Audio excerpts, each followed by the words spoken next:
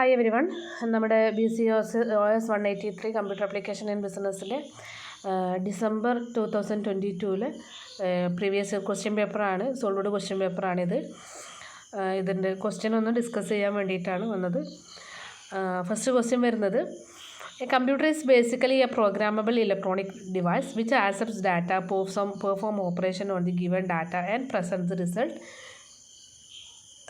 Result elucidate ആണ് പറഞ്ഞിട്ടുള്ളത്. അതായത് കമ്പ്യൂട്ടർ എന്ന് പറഞ്ഞിട്ടുണ്ടെങ്കിൽ ബേസിക്കലി ഒരു ഇലക്ട്രോണിക് ഡിവൈസാണ്, നമുക്കറിയാം. ഏതൊരു സൈസോ ഏത് തരം കമ്പ്യൂട്ടർ ആയിക്കോട്ടെ, അതിൽ നടക്കുന്ന ഓപ്പറേഷൻസ് സെയിം ആണെന്ന് നമ്മൾ പറഞ്ഞിട്ടുണ്ടായിരുന്നു. അപ്പോൾ അതിൽ ഡാറ്റ അക്സെപ്റ്റ് ചെയ്യുക, കൊടുത്തിട്ടുള്ള ഡാറ്റനെ പെർഫോം ചെയ്യുക, അത് കഴിഞ്ഞിട്ട് അതിനെ എന്ത് ചെയ്യുക, റിസൾട്ട് പ്രൊഡ്യൂസ് ചെയ്യുക എന്നുള്ളതാണ് ഏത് കമ്പ്യൂട്ടറും ചെയ്യുന്ന പ്രവർത്തനം. അപ്പോൾ അത് എത്രത്തോളം ശരിയാണ്, നിങ്ങൾ അതിനോട് യോജിക്കുന്നുണ്ടോ എന്നുള്ളതാണ് ഇവിടെ എഴുതേണ്ടത്. അപ്പോൾ അതിൻ്റെ ആൻസറായിട്ട് എന്താ പറയുക, നമ്മുടെ ഫണ്ടമെൻ്റൽ ക്യാരക്ടറിസ്റ്റിക്സ് ഓഫ് കമ്പ്യൂട്ടർ നമ്മൾ ഫസ്റ്റ് ബ്ലോക്കിലെ ഫസ്റ്റ് യൂണിറ്റിൽ പഠിച്ചിട്ടുള്ളതാണ്. അതാണ് ഇവിടെ എഴുതേണ്ടത്. പ്രോഗ്രാമബിൾ ഇലക്ട്രോണിക് ഡിവൈസാണ്. അത് ഡാറ്റ അക്സെപ്റ്റ് ചെയ്തിട്ട് എന്താ പറയുക, നമ്മുടെ ഡാറ്റ അക്സെപ്റ്റ് ചെയ്യും, അതുപോലെ അതിൻ്റെ ഓപ്പറേഷൻസ് പെർഫോം ചെയ്യുക. അതിന് ഒരു സ്റ്റെപ്പ് ബൈ സ്റ്റെപ്പ് ആയിട്ടാണ് എഴുതേണ്ടത് കേട്ടോ. അത് കഴിഞ്ഞിട്ട് ആ ക്വസ്റ്റ്യനിൽ തന്നെ ബി ക്വസ്റ്റ്യനായി കൊടുത്തിട്ടുള്ളത് ജനറേഷൻസ് ഓഫ് കമ്പ്യൂട്ടേഴ്സ് എക്സ്പ്ലെയിൻ ചെയ്യാൻ വേണ്ടിയിട്ടാണ്. നമുക്കറിയാം ഫസ്റ്റ് ജനറേഷൻ വരുന്നത് 1940 to 1956 വരെയാണ്. നമ്മുടെ വാക്യൂം ട്യൂബ്സ് ആയിരുന്നു ഫസ്റ്റ് ജനറേഷനിൽ യൂസ് ചെയ്തിട്ടുണ്ടായിരുന്നത്. അതിന് ശേഷം പിന്നെ 1956 to 1963 വരെ സെക്കൻഡ് ജനറേഷൻ യൂസ് ചെയ്തു. വാക്യൂം ട്യൂബ്സിന് പകരം ട്രാൻസിസ്റ്റേഴ്സ് ആയിരുന്നു ഇതിൽ യൂസ് ചെയ്തിട്ടുണ്ടായിരുന്നത്. ദെൻ തേർഡ് ജനറേഷനിൽ വന്നിട്ട് നമ്മുടെ ട്രാൻസിസ്റ്റേഴ്സ് ആയിരുന്നു. ട്രാൻസിസ്റ്റേഴ്സിന് പകരം IC ചിപ്പായിരുന്നു തേർഡ് ജനറേഷനിൽ യൂസ് ചെയ്തിട്ടുണ്ടായിരുന്നത്. 1964 to 1971 വരെയാണ് ഇതിൻ്റെ ടൈം പീരീഡ് എന്ന് പറയുന്നത്. പിന്നുള്ളത് ഫോർത്ത് ജനറേഷനാണ്. ഫോർത്ത് ജനറേഷൻ 1970 to 2010 വരെയാണ്. മൈക്രോ പ്രോസസ്സേഴ്സ് യൂസ് ചെയ്തിട്ടുണ്ടായിരുന്നത് ഈ ഫോർത്ത് ജനറേഷനിലാണ്. ഇപ്പോഴും നമ്മുടെ മൈക്രോ പ്രോസസ്സർ യൂസ് ചെയ്തിട്ടുള്ള ഈ ഫോർത്ത് ജനറേഷൻ കമ്പ്യൂട്ടേഴ്സ് യൂസ് ചെയ്യുന്നുണ്ട്. അത് കഴിഞ്ഞിട്ട് പിന്നെ ഫിഫ്ത്ത് ജനറേഷൻ നമ്മളിപ്പോൾ യൂസ് ചെയ്തുകൊണ്ടിരിക്കുന്നതാണ് 5G. 2010 to 2020 വരെയാണ് ഫിഫ്ത്ത് ജനറേഷൻ. അത് കഴിഞ്ഞിട്ട് sixth generation nano technology use ചെയ്തിട്ട്, ഫിഫ്ത്ത് ജനറേഷനിൽ AI ആണ് കേട്ടോ യൂസ് ചെയ്തിട്ടുള്ളത്. അപ്പോൾ അത് എഴുതുക. പിന്നെ സിക്സ്ത്ത് ജനറേഷനിൽ നാനോ ടെക്നോളജിയാണ് യൂസ് ചെയ്തിട്ടുള്ളത് എന്നൊക്കെ പറഞ്ഞിട്ട് എക്സ്പ്ലെയിൻ ചെയ്യുക. ടോട്ടൽ 20 മാർക്സിൻ്റെ ക്വസ്റ്റ്യൻ ആണ്. അപ്പോൾ നിങ്ങളുടെ നമ്മുടെ ഫണ്ടമെൻ്റൽസ് ഓഫ് കമ്പ്യൂട്ടർ എന്ന ബ്ലോക്കിലെ ഫസ്റ്റ് യൂണിറ്റിൽ നമ്മൾ പഠിച്ചിട്ടുള്ളതാണ് ഈ ഒരു കാര്യങ്ങളൊക്കെ. അപ്പോൾ അതൊക്കെ ഒന്ന് നന്നായിട്ട് എക്സ്പ്ലെയിൻ ചെയ്ത് എഴുതാം. നെക്സ്റ്റ് ക്വസ്റ്റ്യൻ വരുന്നത്, what you mean by GDPR, distinguish between DPD and GDPR എന്നാണ് പറഞ്ഞിട്ടുള്ളത്.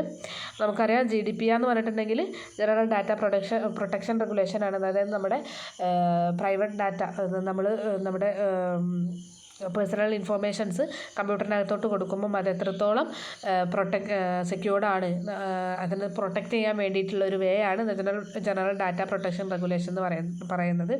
ഇത് ഇംപ്ലിമെൻ്റ് ചെയ്തിട്ടുള്ളത് യൂറോപ്യൻ യൂണിയൻ ആണ്. അപ്പോൾ ഇതിന് മുന്നേ യൂസ് ചെയ്തിട്ടുണ്ടായിരുന്നത് DPD ആയിരുന്നു. അതായത് ഡാറ്റ പ്രൊട്ടക്ഷൻ ഡയറക്റ്റീവ് ആയിരുന്നു യൂസ് ചെയ്തിട്ടുണ്ടായിരുന്നത് 1995. അത് കഴിഞ്ഞിട്ട് 2018 നമ്മുടെ GDPR വന്നത്. അപ്പോൾ എന്താണ് DPDയും GDPRും തമ്മിലുള്ള വ്യത്യാസം, കാര്യങ്ങളൊക്കെ ഇവിടെ കൊടുത്തിട്ടുണ്ട്. അപ്പോൾ അതൊക്കെ ഒന്ന് വായിച്ചു നോക്കാം.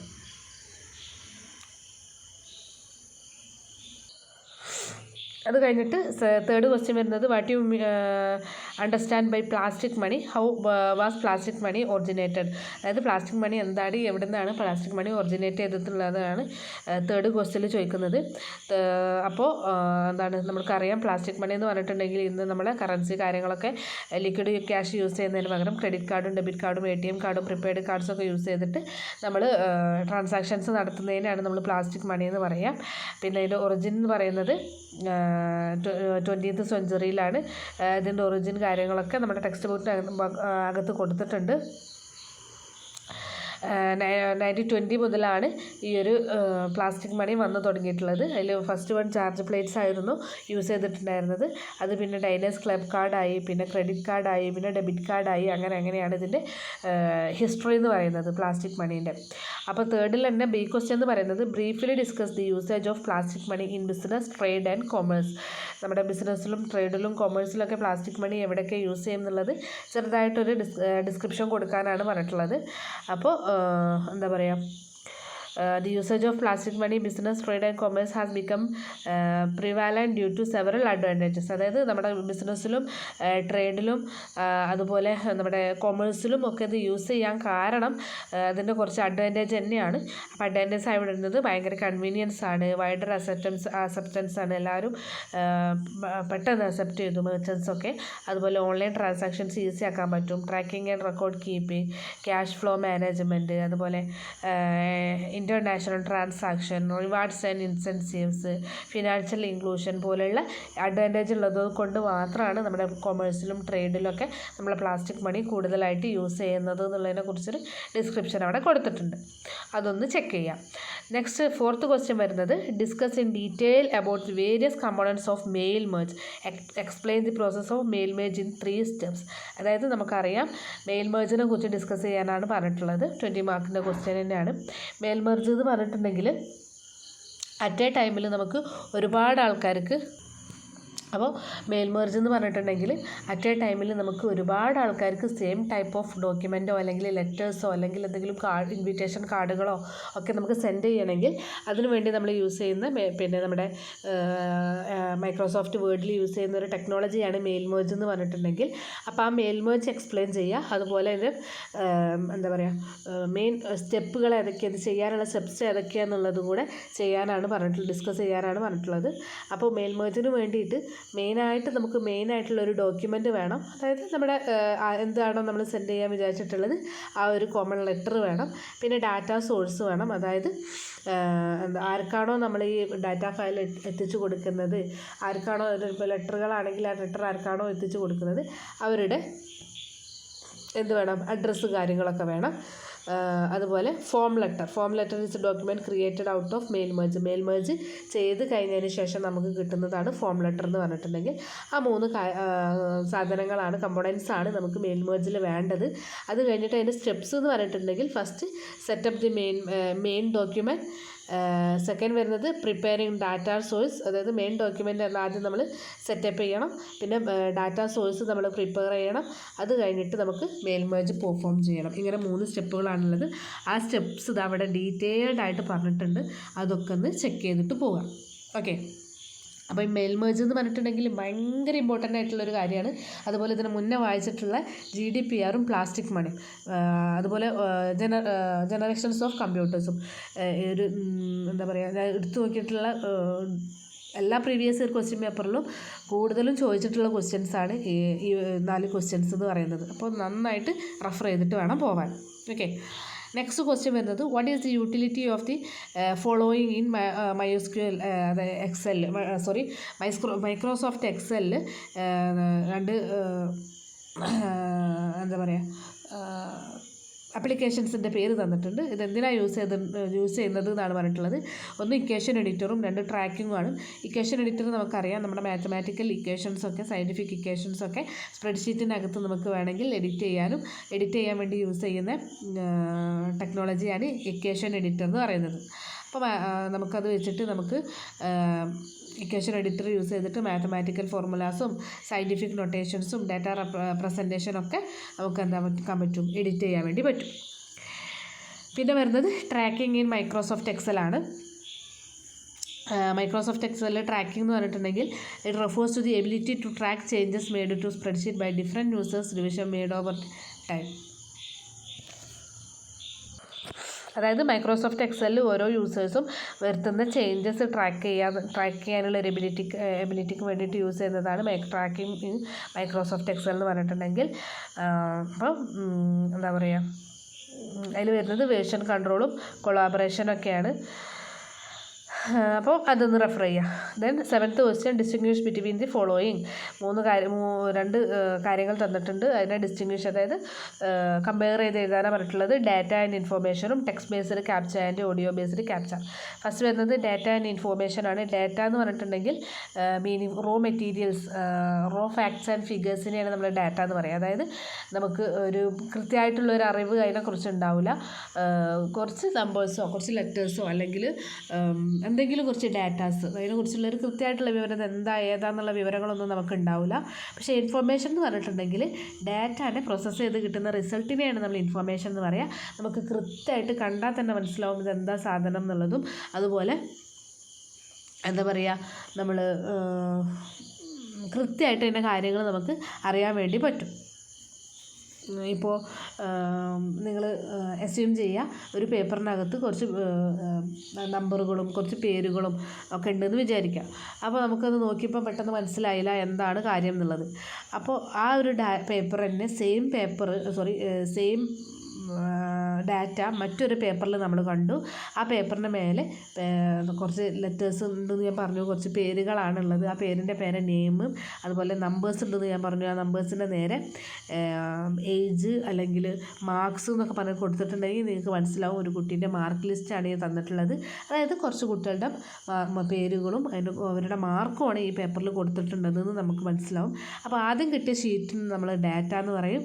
അത് കഴിഞ്ഞിട്ട് നമുക്ക് ഇൻഫോർമേഷനോട് കൂടിയ, അതായത് അതിനെക്കുറിച്ചുള്ള ചെറിയൊരു എക്സ്പ്ലനേഷൻ കിട്ടിയ പേപ്പറിനെ നമ്മൾ ഇൻഫോർമേഷൻ എന്ന് പറയും. അതാണ് ഡാറ്റയും ഇൻഫോർമേഷനും കേട്ടോ.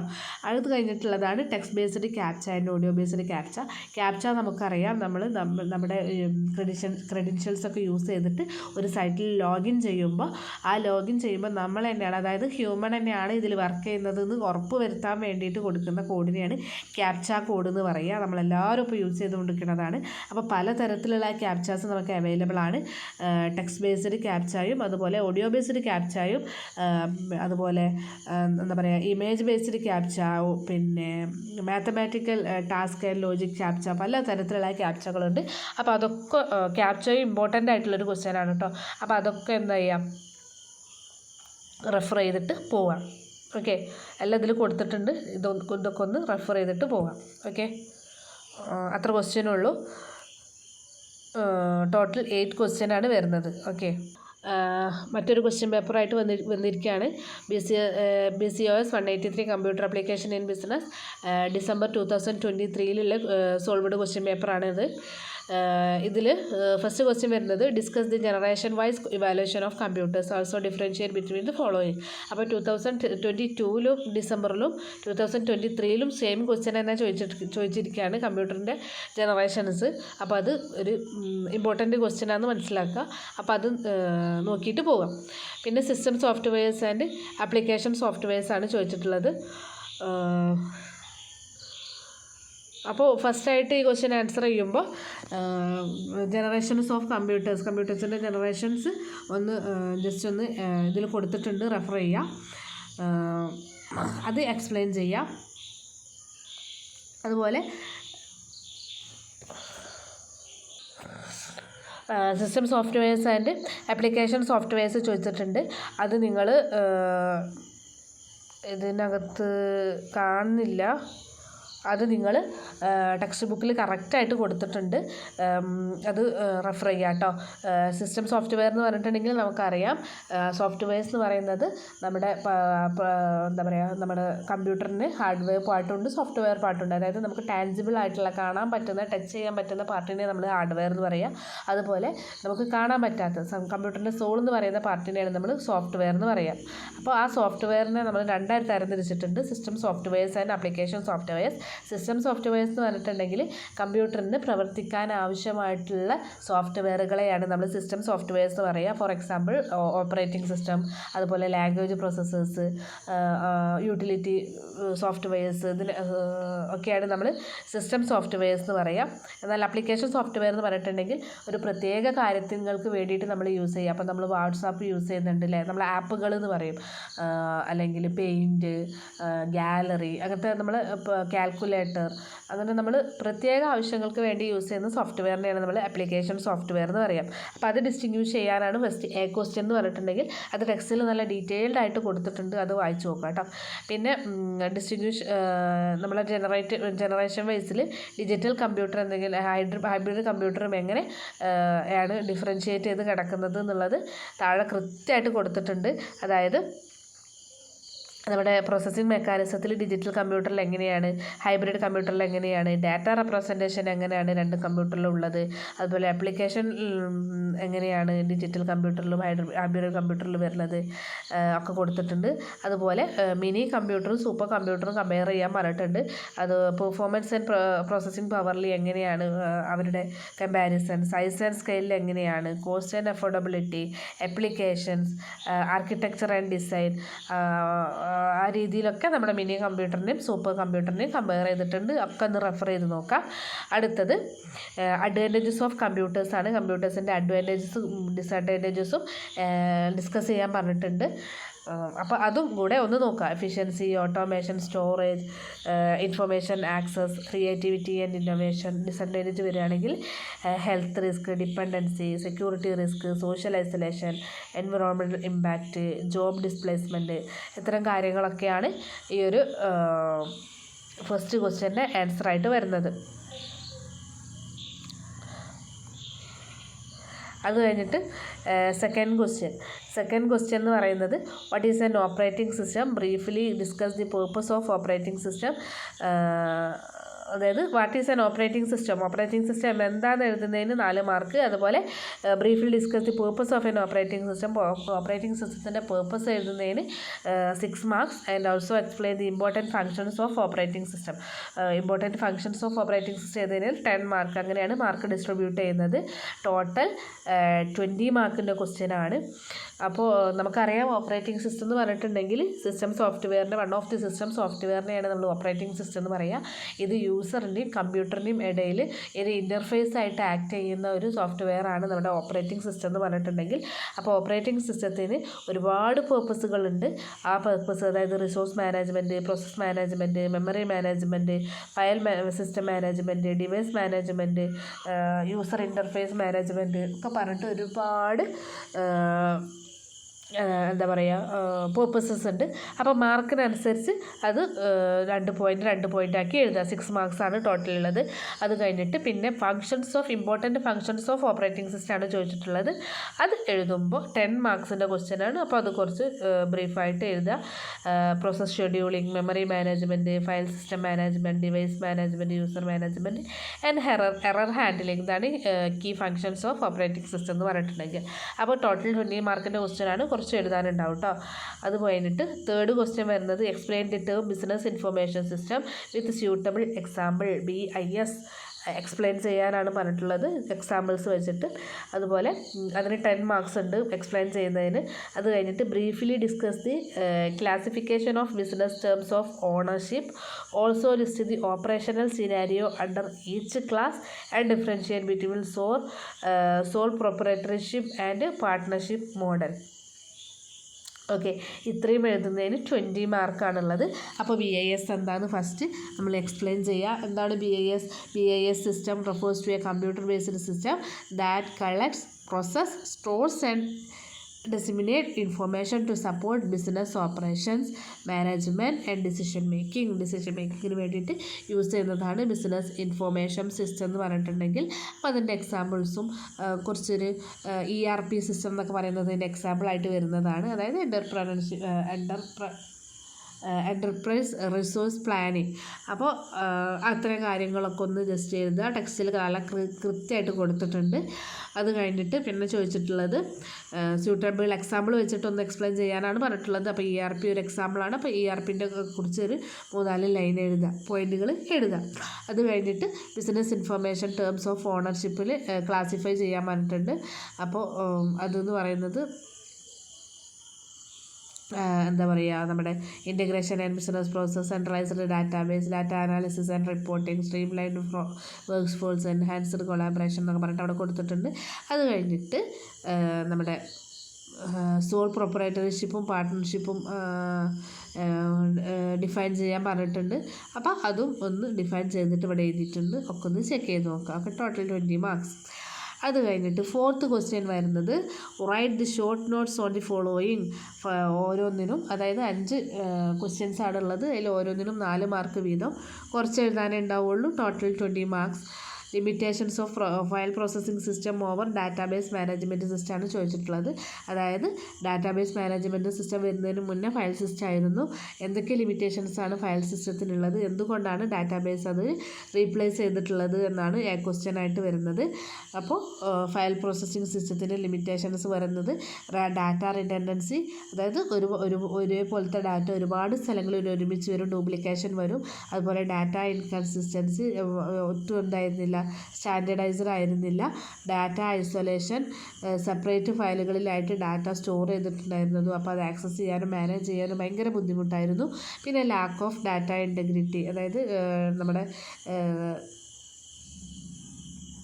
എറർ ചെക്ക് ചെയ്യുമ്പോൾ അല്ലെങ്കിൽ വാലിഡേറ്റ് ചെയ്യുമ്പോഴോ ഒന്നും ഒരു കൺസിസ്റ്റൻ്റ് ആയിരുന്നില്ല, എറേഴ്സൊക്കെ വന്നിരുന്നു എപ്പോഴും. അപ്പോൾ അത്രയും ഫയൽ സിസ്റ്റത്തിൽ അത്രയും, അതുപോലെ difficulty in data retrieval, limited data sharing, security risk, lack of backup and recovery, scalability issue, lack of standardisation, ഇത്തരം കാര്യങ്ങളൊക്കെ വെച്ചുകൊണ്ടാണ് ഉള്ളതുകൊണ്ടാണ് ഫയൽ സിസ്റ്റം ഒഴിവാക്കിയിട്ട് നമ്മൾ ഡാറ്റാബേസ് മാനേജ്മെൻറ്റ് സിസ്റ്റം യൂസ് ചെയ്തിട്ടുള്ളത്. അപ്പോൾ ഫയൽ സിസ്റ്റത്തിൻ്റെ എല്ലാ നമ്മുടെ ഡിസഡ്വാൻറ്റേജും ഓവർകം ചെയ്തിട്ട് നമുക്കതിനെ DBMSൻ്റെ അഡ്വാൻറ്റേജ് ആക്കിയിട്ട് മാറ്റാം. അപ്പോൾ അത്തരം ഡിസഡ്വാൻറ്റേജ് ഒന്നും ഇല്ലാത്ത ടെക്നോളജിയാണ് നമ്മുടെ DBMS എന്ന് പറയുന്നത്. അപ്പോൾ DBMSനെ കുറിച്ച് കുറച്ച് കാര്യങ്ങളും കൂടെ എഴുതിയാൽ ആ ക്വസ്റ്റ്യൻ അവിടെ കഴിഞ്ഞു. അത് കഴിഞ്ഞിട്ട് data model and it's type, എന്തൊക്കെ ഡാറ്റ മോഡലാണുള്ളത്, എന്താണ് ഡാറ്റ മോഡൽ, അതുപോലെ അതിൻ്റെ ടൈപ്സ് ഏതൊക്കെയാണെന്നാണ് B ക്വസ്റ്റ്യൻ ചോദിച്ചിട്ടുള്ളത്. 4 മാർക്സിൻ്റെ ക്വസ്റ്റ്യൻ ആണ്. Data model is A conception representation of structure and organisation of data in A database. ഡാറ്റാബേസിൽ ഡാറ്റയെ, ഒരു ഓർഗനൈസേഷൻ്റെ ഡാറ്റയെ എങ്ങനെ റെപ്രസെൻ്റ് ചെയ്യാം, കൺസെപ്റ്റുവൽ റെപ്രസെൻറ്റേഷനെയാണ് നമ്മൾ ഡാറ്റ മോഡൽ എന്ന് പറയുക. അപ്പോൾ ഡാറ്റ മോഡലായിട്ട് വരുന്നത് conceptual data model, logical data model, physical data model, hierarchical data model, അതുപോലത്തെ ഒരുപാട് ഡാറ്റ മോഡലുകൾ വരുന്നുണ്ട്. അപ്പോൾ 8 ഡാറ്റ മോഡൽസ് വരുന്നുണ്ട്. അപ്പോൾ അതൊക്കെ ഒന്ന് ചെക്ക് ചെയ്ത് നോക്കാം. അടുത്തത് റോൾ ഓഫ് ഡാറ്റാബേസ് അഡ്മിനിസ്ട്രേഷൻ, അതായത് DBA ഡാറ്റാബേസ് അഡ്മിനിസ്ട്രേറ്ററിൻ്റെ റോൾസ് എന്തൊക്കെയാണെന്നാണ് പറയുന്നത്. ഡാറ്റാബേസ് കൺട്രോൾ ചെയ്യാൻ സെൻട്രൽ കൺട്രോൾ പറയേണ്ട ഒരാൾ വേണം, അയാളാണ് നമ്മുടെ ഡാറ്റാബേസ് അഡ്മിനിസ്ട്രേറ്റർ എന്ന് പറയുന്നത്. അപ്പം കീ റെസ്പോൺസിബിലിറ്റീസ് എന്തൊക്കെയാണെന്ന് വെച്ചാൽ അത് അവിടെ കൊടുത്തിട്ടുണ്ട്. Database design, database security, data backup and recovery, performance monitoring and optimisation, database maintenance, troubleshooting, data modelling, database migration എന്നൊക്കെ പറഞ്ഞിട്ട്. അതിൽ D ക്വസ്റ്റ്യൻ ആണ് decision support system its and functionalities. എന്താണ് ഡിസിഷൻ സപ്പോർട്ടിംഗ് സിസ്റ്റം എന്നും അതിൻ്റെ functionalities ഏതൊക്കെയാണെന്ന് എഴുതാൻ പറഞ്ഞിട്ടുണ്ട്. അപ്പോൾ അത് എഴുതാം. അടുത്തത് data abstraction and data independence compare ചെയ്യാൻ പറഞ്ഞിട്ടുണ്ട്. ഡാറ്റ അബ്സ്ട്രാക്ഷൻ എന്ന് പറഞ്ഞിട്ടുണ്ടെങ്കിൽ നമ്മുടെ കോംപ്ലക്സിറ്റി ഹൈഡ് ചെയ്ത് വെച്ചിട്ട് നമ്മുടെ ഈസി പാർട്ട് മാത്രം യൂസറിന് കാണിച്ചു കൊടുക്കുന്ന ഭാഗമാണ് ഡാറ്റ അബ്സ്ട്രാക്ഷൻ എന്ന് പറഞ്ഞിട്ടുണ്ടെങ്കിൽ. അപ്പോൾ ടൈപ്സ് ഓഫ് ഡാറ്റ അബ്സ്ട്രാക്ഷനും കാര്യങ്ങളൊക്കെ നമുക്കതിൽ എഴുതാം. പിന്നെ ഡാറ്റ ഇൻഡിപെൻഡൻസ് എന്ന് പറഞ്ഞിട്ടുണ്ടെങ്കിൽ നമ്മളെ ഹയർ ലെവലിന് ഒരു ഹയർ ലെവൽ ഡാറ്റാസിനോ അതിൻ്റെ സ്ട്രക്ചറിനോ ഒരു ചേഞ്ചും വരാതെ നമ്മൾ ലോവർ ലെവൽ ഡാറ്റാസ് മോഡിഫൈ ചെയ്യുന്നതിനാണ് നമ്മൾ ഡാറ്റ ഇൻഡിപെൻഡൻസ് എന്ന് പറയുക. അപ്പോൾ അതും ഡിഫറെൻറ്റ് ടൈപ്സ് ഓഫ് ഉണ്ട്. Physical data independence, logical data independence എന്നൊക്കെ പറഞ്ഞിട്ട് പിന്നെ ബെനിഫിറ്റ്സും കാര്യങ്ങളൊക്കെ അവിടെ കൊടുത്തിട്ടുണ്ട്. അതും എഴുതുക. പിന്നെ അത് തമ്മിലുള്ള റിലേഷൻഷിപ്പും. 5th ക്വസ്റ്റ്യൻ വരുന്നത് കമ്പയർ ഡാറ്റ പ്രൊട്ടക്ഷൻ, അതായത് നമ്മൾ നേരത്തെ പറഞ്ഞു DPDയും അതുപോലെ GDPRഉം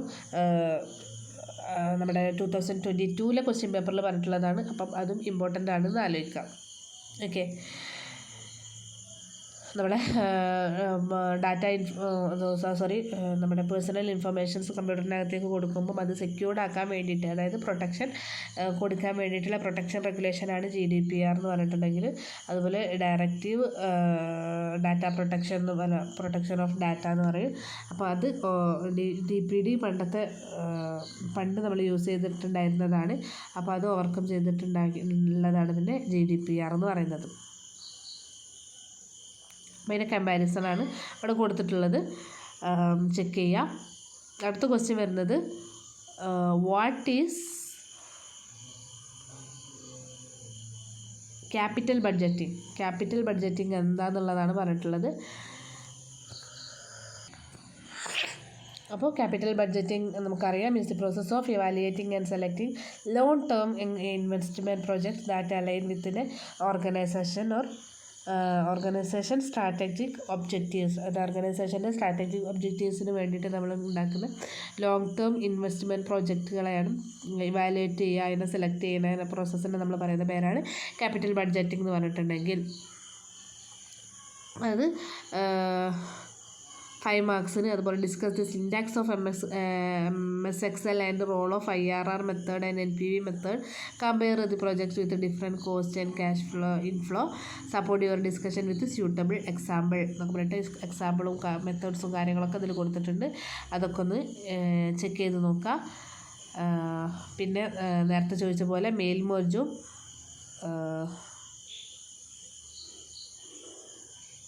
ഇവിടെ 7th ക്വസ്റ്റ്യൻ വരുന്നത് എന്താണ് business presentation and its types, logical functions in Excel, mail merge and its components, captcha code, enterprise resource planning. അപ്പോൾ ക്യാപ്ച കോഡും മെയിൽ മെർജും 2022 ഡിസംബറിലും ചോദിച്ചിട്ടുണ്ട്, 23 ഡിസംബറിലും ചോദിച്ചിട്ടുണ്ട്. അതുപോലെ GDPRും DDPയും ജനറേഷൻസ് ഓഫ് കമ്പ്യൂട്ടേഴ്സും ചോദിച്ചിട്ടുണ്ട്. അപ്പോൾ അതിൽ ഇമ്പോർട്ടൻ്റ് ആയിട്ടുള്ള പാർട്ട് തന്നെയാണ്. അപ്പോൾ അതൊക്കെ ഒന്ന് ചെക്ക് ചെയ്ത് നോക്കുക. ഓക്കെ, നമ്മുടെ BCOS 183 computer application in business June 2023 previous year question ആണ് ഡിസ്കസ് ചെയ്യാൻ പോകുന്നത്. സോൾവ്ഡ് ക്വസ്റ്റ്യൻ പേപ്പറാണിത്. ഫസ്റ്റ് ക്വസ്റ്റ്യൻ വരുന്നത് ടോട്ടൽ 100 മാർക്കാണെന്ന് എല്ലാവർക്കും അറിയാം. ഫസ്റ്റ് ക്വസ്റ്റ്യൻ വരുന്നത് what is computer network, briefly discuss the various types of computer network, PAN, LAN, MAN, WAN and HAN. Also compare the following internet, intranet and extranet. നമുക്കറിയാം computer network എന്ന് പറഞ്ഞിട്ടുണ്ടെങ്കിൽ നമ്മുടെ ഒരുപാട് സിസ്റ്റങ്ങൾ തമ്മിൽ ഡാറ്റ എക്സ്ചേഞ്ച് ചെയ്യാൻ വേണ്ടിയിട്ട് ഒരുപാട് സിസ്റ്റങ്ങൾ ഇൻ്റർ കണക്ട് ചെയ്യുന്നതിനാണ് നമ്മൾ കമ്പ്യൂട്ടർ അതിലധികമോ കമ്പ്യൂട്ടറുകൾ ഇൻ്റർ കണക്ട് ചെയ്യുന്നതിനാണ് നമ്മൾ കമ്പ്യൂട്ടർ നെറ്റ്വർക്ക് എന്ന് പറയുക. അപ്പോൾ different types of computer networks നമുക്കറിയാം. Personal area network, local area network, metropolitan area network, wide area network and home area network. അപ്പോൾ അത് എക്സ്പ്ലെയിൻ ചെയ്യാനാണ് ഫസ്റ്റ് ക്വസ്റ്റ്യൻ വരുന്നത്. അപ്പോൾ നമുക്കറിയാം പിന്നെ എക്സ്പ്ലനേഷനും കാര്യങ്ങളൊക്കെ നമുക്കറിയാം. അപ്പോൾ ഓരോന്നായിട്ട് സെപ്പറേറ്റ് ആയിട്ട് എഴുതുക. അതുപോലെ ഇൻ്റർനെറ്റ് എന്താ, ഇൻട്രാനെറ്റ് എന്താ, എക്സ്ട്രാനെറ്റ് എന്താണെന്ന് ചോദിച്ചിട്ടുണ്ട്. അപ്പോൾ അതും കമ്പയർ ചെയ്തിട്ട് എഴുതുക. ഓക്കെ, ടെക്സ്റ്റ് ബുക്കിനകത്ത് കറക്റ്റ് ആക്കിയിട്ട് കൊടുത്തിട്ടുണ്ട് കേട്ടോ. അപ്പോൾ അതും എഴുതാം. നെക്സ്റ്റ്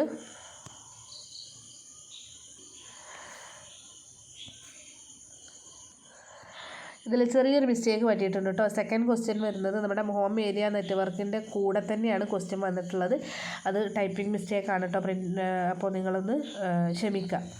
സെക്കൻഡ് ക്വസ്റ്റ്യൻ വരുന്നത് compare and contrast following, graphical web browser and non graphical web browser എന്താ, file storage and file synchronisation എന്താ, B2B ആൻഡ് B2C എന്താ, batch operating system and real time operating system, application software and system software. അപ്പോൾ December 2023 നമ്മുടെ application software and system software ചോദിച്ചിട്ടുണ്ട്. Important പാർട്ടാണ്, എല്ലാവരും നോക്കിയിട്ട് തന്നെ പോകാം. അപ്പോൾ അത് ഓരോന്ന് എന്താണെന്നുള്ളത് എക്സ്പ്ലെയിൻ ചെയ്തിട്ടുണ്ട്.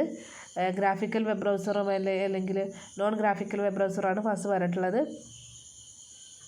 അതായത് നമ്മളെ ഗ്രാഫിക്കൽ കണ്ടൻറ്റുള്ള വെബ് പേജുകളെയാണ്, അതായത് ഇമേജസും വീഡിയോസൊക്കെ ഉള്ള വെബ് പേജുകളെയാണ് നമ്മൾ ഗ്രാഫിക്കൽ വെബ് ബ്രൗസർ എന്ന് പറയുക. അതുപോലെ നോൺ ഗ്രാഫിക്കൽ വെബ് ബ്രൗസേഴ്സ് പറഞ്ഞാൽ ടെക്സ്റ്റുകൾ മാത്രം ഉള്ള വെബ് പേജസിനെയാണ് നമ്മൾ നോൺ ഗ്രാഫിക്കൽ വെബ് ബ്രൗസേഴ്സ് എന്ന് പറയുക കേട്ടോ.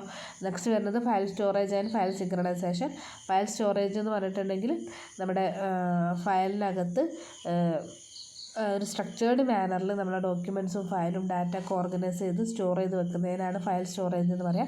File synchronization often referred to as files in this process of ensuring the files and data one consistent and up to date across multiple devices or storage locations. അതായത് multiple ലൊക്കേഷൻസിൽ multiple ഡിവൈസുകളിലുള്ള നമ്മുടെ data files. ഫയൽസോ അല്ലെങ്കിൽ ഡാറ്റയോ consistent വേലാണ് എന്നുള്ളത് ഉറപ്പ് വരുത്താൻ വേണ്ടിയിട്ടുള്ള പ്രോസസ്സിനെയാണ് നമ്മൾ ഫയൽ സിങ്ക്രണൈസേഷൻ എന്ന് പറയുക. പിന്നെ B2B business to business and business to consumer compare ചെയ്യാൻ പറഞ്ഞിട്ടുണ്ട്.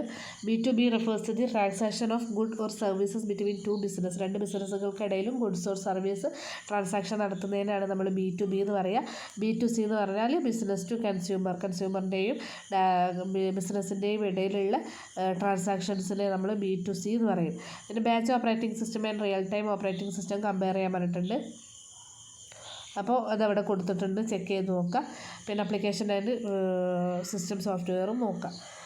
തേർഡ് ക്വസ്റ്റ്യൻ വരുന്നത് how can we relate business information system.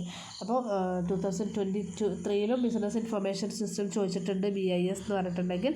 അതുപോലെ BSൻ്റെ റിലേഷൻഷിപ്പും കാര്യങ്ങളൊക്കെ ചോദിച്ചിട്ടുണ്ട്. BIS എന്ന് പറഞ്ഞാൽ എന്നിട്ടുള്ള അപ്പോൾ അത് ചെക്ക് ചെയ്ത് നോക്കാം. Okay, next question file processing system different. ഇതും 2023 ഡിസംബറിൽ ചോദിച്ച ക്വസ്റ്റ്യൻ തന്നെയാണ്. അതായത് database management system, file processing system തമ്മിലുള്ള കമ്പാരിസൺ ആണ് ചോദിച്ചിട്ടുള്ളത്. എന്തുകൊണ്ടാണ് file processing system database management സിസ്റ്റമായിട്ട് റീപ്ലേസ് ചെയ്തിട്ടുള്ളത് എന്ന് ചോദിച്ചിട്ടുണ്ട്. അതുപോലെ DBMSൻ്റെ മേജർ ഫങ്ഷനാലിറ്റീസ് എന്തൊക്കെയാണ്, അതുപോലെ RDBMSൻ്റെ ഡാറ്റ അബ്സ്ട്രാക്ഷൻ എങ്ങനെയാണ് RDBMSൽ അച്ചീവ് ചെയ്യാൻ പറ്റുക, ഡിസ്കസ് ദി സ്യൂട്ടബിൾ ഡയഗ്രാം, അതായത് ഡയഗ്രാം വെച്ച് എക്സ്പ്ലെയിൻ ചെയ്യാനാണ് പറഞ്ഞിട്ടുള്ളത്. അപ്പോൾ 10 മാർക്കിൻ്റെ ടോട്ടൽ 20 മാർക്കിൻ്റെ ക്വസ്റ്റ്യനാണ്. അപ്പോൾ ടെക്സ്റ്റിൽ നല്ല കൃത്യമായിട്ട് ഡയഗ്രാം കാര്യങ്ങളൊക്കെ കൊടുത്തിട്ടുണ്ട്. ഞാനിതിൽ വരച്ചിട്ടില്ല കേട്ടോ. അപ്പോൾ ടെക്സ്റ്റ് നോക്കിയിട്ടൊന്ന് റെഫർ ചെയ്യുക ആ ഒരു പാർട്ട്. ഓക്കെ, റിലേഷൻഷിപ്പ് ബിറ്റ്വീൻ എന്തിന് ഡയഗ്രാം ചോദിച്ചിട്ടുള്ളത്,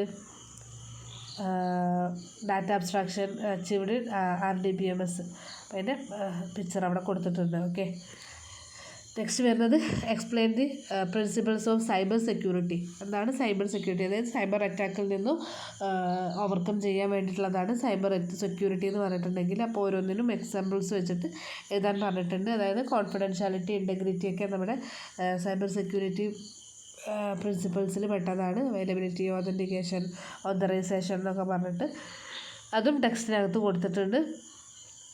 അതുപോലെ എങ്ങനെയാണ് ഓതൻറ്റിക്കേഷനും ഓതറൈസേഷനും ഡിഫർ ചെയ്ത് കിടക്കുന്നത്, അതുപോലെ penetration testing as A step towards the information security. അപ്പോൾ അത്രയും കാര്യങ്ങളൊക്കെ ഇതിൽ കൊടുത്തിട്ടുണ്ട്, ചെക്ക് ചെയ്ത് നോക്കാം. 6th question write short notes on following. ഓരോന്നും 4 മാർക്ക് വെച്ചിട്ടാണ് കൊടുത്തിട്ടുള്ളത്. മെയിൽ മെർജ്, വീണ്ടും മെയിൽ മെർജ് 3 ക്വസ്റ്റ്യൻ പേപ്പറിൽ മെയിൽ മെർജ് ചോദിച്ചു കേട്ടോ. അപ്പോൾ അത് ഞാൻ നേരത്തെ പറഞ്ഞിട്ടുള്ളത് തന്നെയാണ്. അപ്പോൾ അത് എഴുതുക. അതുപോലെ word processing and its attributes, step to prepare a presentation for a project in MS PowerPoint. എങ്ങനെയാണ് MS PowerPointലൊരു പ്രസൻറ്റേഷൻ പ്രിപ്പയർ ചെയ്യുക, കറക്റ്റായിട്ട് ടെക്സ്റ്റിനകത്ത് കൊടുത്തിട്ടുണ്ട്. ഒരു ചാപ്റ്റർ തന്നെ കൊടുത്തിട്ടുണ്ട്. അതിൻ്റെ സ്റ്റെപ്സ് എഴുതുക. Relative and absolute addressing Excel, financial function in Excel 7. വീണ്ടും MS വേർഡിലുള്ള മെയിൽ മെർജിൻ്റെ കമ്പോണൻസ് ആണ് ചോദിച്ചിട്ടുള്ളത്. കമ്പോണൻ്റാണ് അവിടെ എഴുതിയിട്ടുള്ളത്.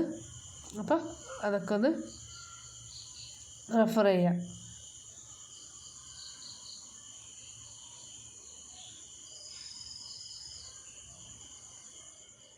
അതായത് മെയിൽ മെർജിൻ്റെ കമ്പോണൻസ് ഏതൊക്കെയാണ്, അതുപോലെ എന്താ പറയുക, എങ്ങനെയാണ് സ്റ്റെപ്പ് കാര്യങ്ങളൊക്കെ ഒന്ന് എഴുതുക. അതുപോലെ വേർഡ് പ്രോസസ്സിങ് രണ്ടാമത്തെ ക്വസ്റ്റ്യൻ ആയിരുന്നു. വേർഡ് പ്രോസസ്സിങ് ആട്രിബ്യൂട്ട് എന്താണ് വേർഡ് പ്രോസസ്സിംഗ് എന്ന് പറഞ്ഞിട്ടുണ്ടെങ്കിൽ, അതായത് ഒരു കമ്പ്യൂട്ടർ യൂസ് ചെയ്തിട്ട് നമ്മൾ ഒരു ഡോക്യുമെൻറ്റിനെ ടെക്സ്റ്റ് ഫോർമാറ്റിങ്ങും എഡിറ്റിങ്ങും ക്രിയേറ്റിങ്ങും ഒക്കെ ചെയ്യുന്ന പ്രോസസ്സിനെയാണ് നമ്മൾ വേർഡ് പ്രോസസ്സിംഗ് എന്ന് പറയുക. അപ്പോൾ നമുക്ക് ഒരുപാട് വേർഡ് പ്രോസസ്സിംഗ് സോഫ്റ്റ്വെയർസ് അവൈലബിൾ ആണ്. Microsoft Word, Google Docs, LibreOffice, അത്ര കാര്യങ്ങളൊക്കെ നമുക്ക് അവൈലബിൾ ആണ്. അപ്പോൾ അതിൻ്റെ കാര്യങ്ങളും ആട്രിബ്യൂട്ട്സും കാര്യങ്ങളൊക്കെ അവിടെ കൊടുത്തിട്ടുണ്ട്. ബെനിഫിറ്റ്സ് എന്തൊക്കെയാണ് നമ്മൾ യൂസ് ചെയ്യുന്നതുകൊണ്ടുള്ള. അപ്പോൾ അതൊക്കെ ഒന്ന് ചെക്ക് ചെയ്ത് നോക്കാം.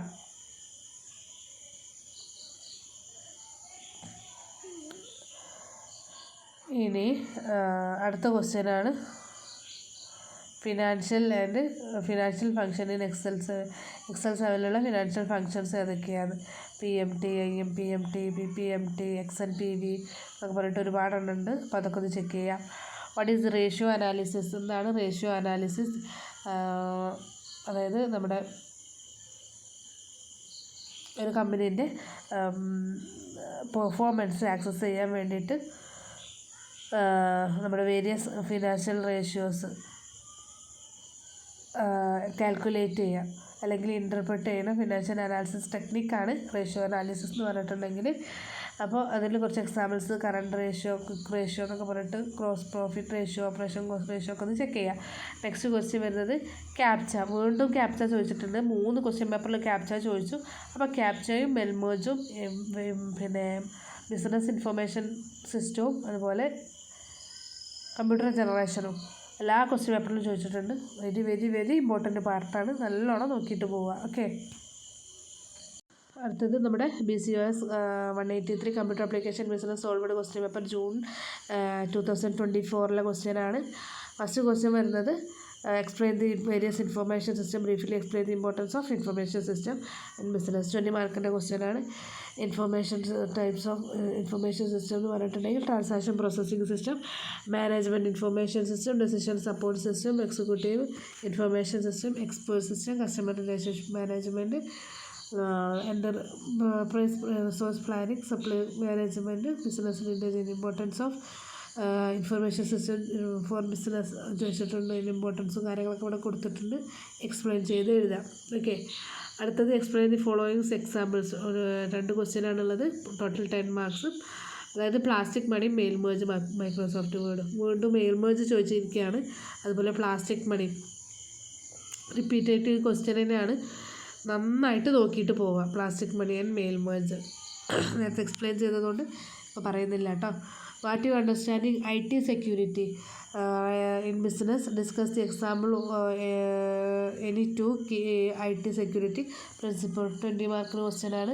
IT security എന്ന് പറഞ്ഞിട്ടുണ്ടെങ്കിൽ നമ്മുടെ refers to the practice, technologies and process designed to protect business information system and network from unauthorized access. അതായത് നമ്മുടെ ബിസിനസ് ഇൻഫോർമേഷൻസ് നമ്മളെ സിസ്റ്റത്തിനകത്തോട്ട് കൊടുക്കുമ്പോൾ അതിനെ പ്രൊട്ടക്റ്റ് ചെയ്യാൻ വേണ്ടിയിട്ട് ഡിസൈൻ ചെയ്തിട്ടുള്ള പ്രോസസ്സാണ് IT സെക്യൂരിറ്റി എന്ന് പറഞ്ഞിട്ടുണ്ടെങ്കിൽ. അതായത് അൺഓതറൈസ്ഡ് ആക്സസ് ഒന്നും ഡിസ്ക്ലോഷറൊന്നും മറ്റുള്ള ഒരാൾ പെർമിഷൻ കൂടാതെ യൂസ് ചെയ്യുന്നതെന്നൊക്കെ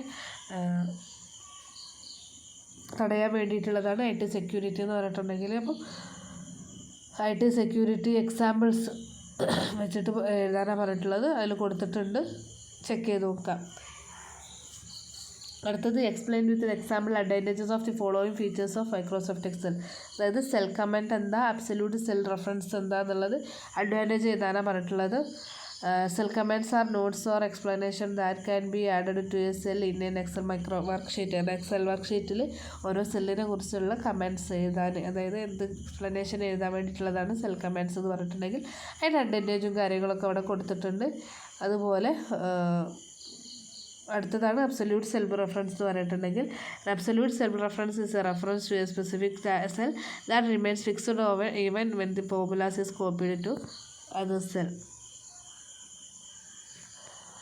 അടുത്തത് 5th question. What is the significance of language processors? Discuss any 2 processors in detail. 20 മാർക്കിൻ്റെ ക്വസ്റ്റ്യനാണ്. ലാംഗ്വേജ് പ്രോസസ്സ് എന്ന് പറഞ്ഞിട്ടുണ്ടെങ്കിൽ നമ്മുടെ 3 തരം സിസ്റ്റം സോഫ്റ്റ്വെയറിൽ പെട്ടതാണ്. നമ്മുടെ സിസ്റ്റം സോഫ്റ്റ്വെയറിൽ പെട്ടതാണ് ഓപ്പറേറ്റിംഗ് സിസ്റ്റം, ലാംഗ്വേജ് പ്രോസസ്സേഴ്സും യൂട്ടിലിറ്റി സോഫ്റ്റ്വെയർസും. അതിൽ ലാംഗ്വേജ് പ്രോസസ്സേഴ്സ് എന്ന് പറഞ്ഞിട്ടുണ്ടെങ്കിൽ നമുക്കറിയാം നമ്മളെ കമ്പ്യൂട്ടറിന് നമ്മൾ കൊടുക്കുന്ന ഇംഗ്ലീഷ് ലാംഗ്വേജും കാര്യങ്ങളൊന്നും മനസ്സിലാവില്ല. പ്രോഗ്രാമിംഗ് ലാംഗ്വേജുകൾ മാത്രമേ മനസ്സിലാവുള്ളൂ. അതായത് ബൈനറി ലാംഗ്വേജ് മാത്രം, മെഷീൻ ലാംഗ്വേജ് മാത്രമേ മനസ്സിലാവുള്ളൂ. അപ്പോൾ നമ്മൾ പ്രോഗ്രാമിംഗ് ലാംഗ്വേജിലോ അല്ലെങ്കിൽ നമ്മുടെ നാച്ചുറൽ ലാംഗ്വേജിലൊക്കെ കൊടുക്കുന്ന ഡാറ്റകളെ ലാംഗ്വേജ് പ്രോസസ്സറാണ് കമ്പ്യൂട്ടറിന് മനസ്സിലാവുന്ന രീതിയിലോട്ട് കൺവേർട്ട് ചെയ്യുന്നത്. അതിനു വേണ്ടി നമ്മൾ യൂസ് ചെയ്യുന്നതാണ് ലാംഗ്വേജ് പ്രോസസ്സർ എന്ന് പറഞ്ഞിട്ടുണ്ടെങ്കിൽ. അപ്പോൾ ആ ലാംഗ്വേജ് പ്രോസസ്സറിൻ്റെ സിഗ്നിഫിക്കൻസും കാര്യങ്ങളും എഴുതാനാണ് പറഞ്ഞിട്ടുള്ളത്. അതായത് സിഗ്നിഫിക്കൻസ് പറഞ്ഞിട്ടുണ്ടെങ്കിൽ translation, error detection, reporting, optimization, platform independence എന്നൊക്കെ പറഞ്ഞിട്ട്. അപ്പോൾ different types of language processor എന്ന് പറഞ്ഞിട്ടുണ്ടെങ്കിൽ 1 കമ്പൈലർ, 2 ഇൻ്റർപ്രറ്റർ, 3 അസംബ്ലറും കൂടെ ഉണ്ട്. കമ്പൈലറും ഇൻ്റർപ്രറ്ററും ഇവിടെ എക്സ്പ്ലെയിൻ ചെയ്തിട്ടുണ്ട് കേട്ടോ. നെക്സ്റ്റ് ക്വസ്റ്റ്യൻ വരുന്നത് command following statement. Firewall is a virtual protection wall ആണോ അല്ലയോ എന്നാണ് ചോദിച്ചിട്ടുള്ളത്. അതുപോലെ Google office suite smoothens the business functioning. രണ്ട് സ്റ്റേറ്റ്മെൻറ്റ്സും ട്രൂ ആണ്. അപ്പോൾ ട്രൂ ആണ്. എന്തുകൊണ്ടാണ് ട്രൂ എന്നുള്ളതിൻ്റെ കാര്യങ്ങളൊക്കെ ഇവിടെ കൊടുത്തിട്ടുണ്ട്. ഫയർവാൾ എന്ന് പറഞ്ഞിട്ടുണ്ടെങ്കിൽ നമ്മൾ നെറ്റ്വർക്ക് സെക്യൂരിറ്റി സിസ്റ്റത്തിൻ്റെ നെറ്റ്വർക്ക് സെക്യൂരിറ്റി കൺഫേം ചെയ്യാൻ വേണ്ടിയിട്ട് നമ്മൾ യൂസ് ചെയ്യുന്ന ഹാർഡ്വെയർ ഫയർവാളുണ്ട്, അതുപോലെ സോഫ്റ്റ്വെയർ ഫയർവാളുണ്ട്. ഒരു പരിധി വരെ ഫയർവാളിന് ആവശ്യമില്ലാത്ത ഡാറ്റാസ് നമ്മുടെ നെറ്റ്വർക്കിൻ്റെ അകത്ത് കയറ്റി വിടാതെ നമ്മളെ സെക്യൂർഡ് ആക്കാൻ വേണ്ടി പറ്റും. അപ്പോൾ അതിനാണ് നമ്മൾ ഫയർവാൾ യൂസ് ചെയ്യുന്നത്. അപ്പോൾ അതിൻ്റെ കാര്യങ്ങളൊക്കെ താഴെ കൊടുത്തിട്ടുണ്ട്. അതുപോലെ നമ്മുടെ Google office suite smoothness business functioning. Google office suite business functioning എത്രത്തോളം ഇൻവോൾവ് ചെയ്യുന്നുണ്ട് എന്നുള്ളതാണ് നെക്സ്റ്റ് കമൻറ്റിലുള്ളത്.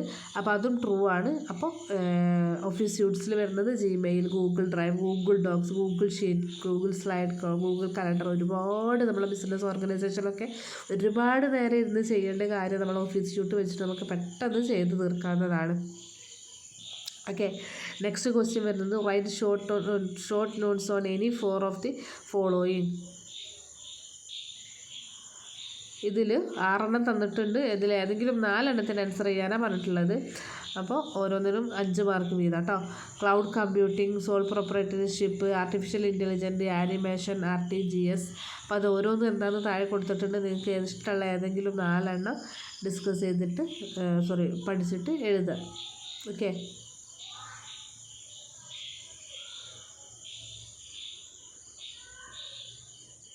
അപ്പോൾ അത്രയേ ഉള്ളൂ. Okay, thank you.